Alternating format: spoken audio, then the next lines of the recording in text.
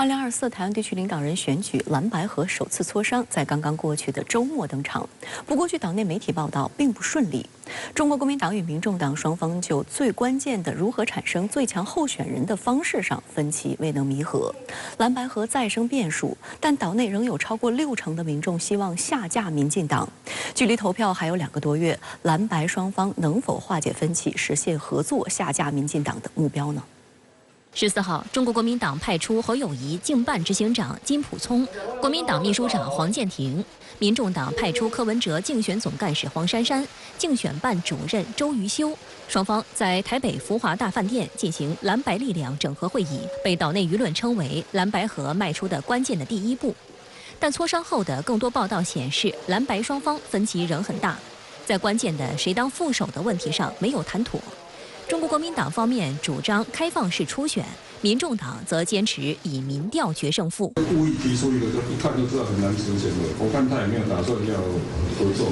金溥聪本人对此进行了回应。柯市长再早一些时间也讲过啊，民调都是用买。岛内资深媒体人赵少康也提醒，历史上民进党使用灌票的手段来破坏国民党初选数据的情况也曾发生过。民调的话，绿一定来灌票，所以你不可能做负的。我把柯文哲票灌高，蓝白合就破局了吗？那绿营当然最希望看你破局。国民党方面强调，开放式初选是被历史和经验证明都行之有效的，因为那个最能够模拟实际投票的状况。民主初选是要靠脚投票，民调的话是靠嘴巴投票。有蓝营人士指出，以历史数据来看，民调抽样仅1-2千人，存在代表性不足的弊端。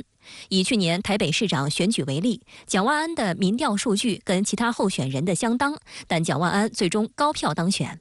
同样，谢龙介去年选台南市长，封关前最后民调只有13%，最后得票率却是43.6%，但柯文哲对此不认可。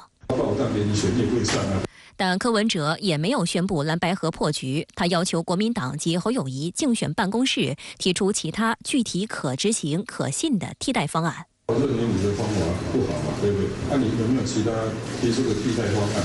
你想好的时候通知我们再来谈。侯友宜继续释放善意，表示只要柯文哲愿意，马上就可以谈，并再次强调开放式民调可行。我们继续朝政党轮替往前走，我们还是会继续的释出最大的善意、包容以及体谅，做最大的努力。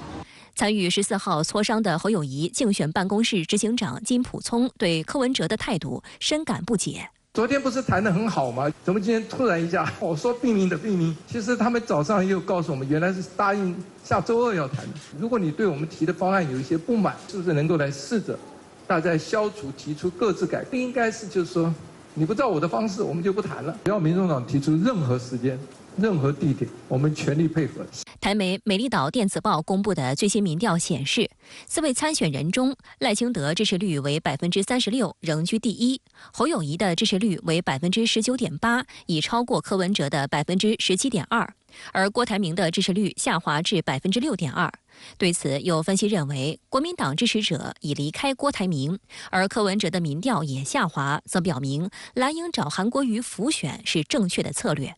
台湾《中国时报》分析指出，选战的格局基本上已经明确，蓝白不整合就谁也不会赢，双方只要整合就可以稳赢。所有局外人都清楚这个道理，现在就只剩下局中人何时能够幡然醒悟了。香港中评社认为，倘若双方对于民调、投票初选的争议实在太大，无法继续谈下去，或许蓝白合的协商还有第3种可能性，那就是直接进入未来行政部门职务分配的讨论。由陕西省台办和西安市台办共同主办，走进现代西安两岸媒体行活动15号圆满结束。为期4天的行程中，近20名两岸媒体记者通过走访大唐不夜城、丝路科学城、西安国际港务区等地，从古城新貌看中国式现代化在西安的实践。陕西是中华民族和华夏文明的重要发祥地之一。那么我身后的秦兵马俑就是一张浓缩这里1000年历史的亮丽文化名片。走入兵马俑考古现场，每个陶俑的造型和表情各不相同，列阵的场面气势恢宏。同行的台媒同行连连感叹震撼。他们表示，原来只能从网络和图片上看到的兵马俑，在挖掘现场亲眼观看，会有一种奇妙的历史连结感。也希望能够通过自己的文字和镜头，将这种感受传递给台湾观众，期盼他们有机会可以过来看看中华文化发展的印记。两岸媒体记者畅游西安长安12时辰主题街区和大唐不夜城，沉浸式感受大唐文化和唐风唐韵之美，感觉就是很惊艳。因为在台湾的话，就是很少会这样穿着汉服这样走在路上，很自然的这样子在那边逛逛啊。对，然后现在就觉得这样还蛮好的，可以保留那种传统。西安深厚的文化底蕴也吸引了不少台商台胞选择扎根在此。张汉文来自台北，曾在北京某剧院工作过15年。他表示，一直希望能够开一家主打家庭教育题材的偶剧工作室，而西安的文化氛围能够助力他圆梦。阴凉透心凉。可是我的家里没有冰的东西了呀。妈妈，我要吃嘛。妈妈。布袋戏是闽南和台湾地区最具代表性的传统戏剧剧种。张汉文的偶剧工作室里就摆放着许多布袋戏木偶。其实已经有在做交流这个方面。我们有一个戏叫做《月亮逃跑记》，也是台湾朱淑敏导演他导的这个戏。然后他的第一段是讲就是天狗吃月的故事，第二段呢，它又融合了就是现在很流行的这个李白、王维、杜甫3个诗人，他在里面有很多提到月亮的诗。两岸媒体记者还一起踏足秦岭山脚的石边玉新村，以及位于周至县的周一现代农业园区，深入了解当地乡村振兴的产业项目。台湾 TVBS 电视台记者林敏珍对于周一现代农业园区的猕猴桃种植情况非常感兴趣，所以刚刚看到果农也很好奇，就是说这到底给他们什么样实质的帮助。所以像刚刚问的结果，他是说在没有这个猕猴桃之前，他说他年收是1万左右，那有了这个以后，他是说可以年收到5万。那所以我们就会想，具体的去第一线了解到底农民他们的改变是怎么样。值得注意的是，继北京、上海和粤港澳大湾区后，西安也获批建设综合性国家科学中心和科技创新中心。联合采访团走进秦创园综合服务中心，探访陕西科技创新发展成果。大家用手触摸纳米智能新能材料，用镜头记录低温冻存金鱼复活的过程，排队与 AI 下棋机器人对弈。我想请教你这个。你说这个是氢气罐，对对对，它能够飞行多久？像现在的这个机型是工程机，现在是90分钟的续航。西安高新区丝路科学城相关负责人介绍，西安高等院校云集，具有一定科研优势。